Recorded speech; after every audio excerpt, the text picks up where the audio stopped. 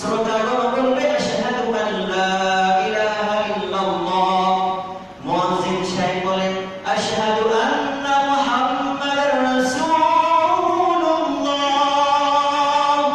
শ্রোতাগণ এখানেও বলবে আশহাদু আন্না মুহাম্মাদার রাসূলুল্লাহ।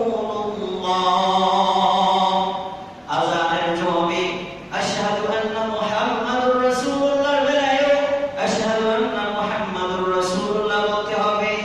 এখানে জনসাধারণের ভিতরে একটা ভুল প্রসিদ্ধ হয়েছে, আর তা হলো আশহাদু আন্না মুহাম্মাদুর রাসূলুল্লাহ এই কালেমা শুনে জবাবে বলে সাল্লাল্লাহু আলাইহি ওয়াসাল্লাম। ঠিক কি না?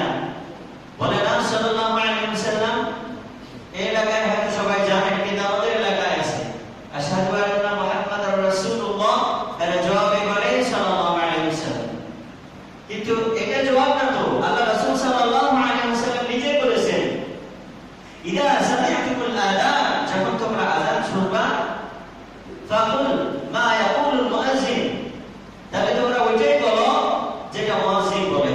তাহলে এখানে মুয়াজ্জিন কি সাল্লাল্লাহু আলাইহি ওয়াসাল্লাম বলেছেন, না আশহাদু আন্না মুহাম্মাদার রাসূলুল্লাহ বলেছেন? আশহাদু আন্না মুহাম্মাদার রাসূলুল্লাহ বলেছেন। এইজন্য আযানের জবাবে বলতে হবে আশহাদু আন্না মুহাম্মাদার রাসূলুল্লাহ সাল্লাল্লাহু আলাইহি ওয়াসাল্লাম।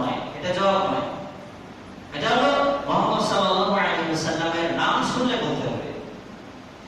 এরপরে মুয়াজ্জিন ডাকেন হাইয়া আলাস সালাম।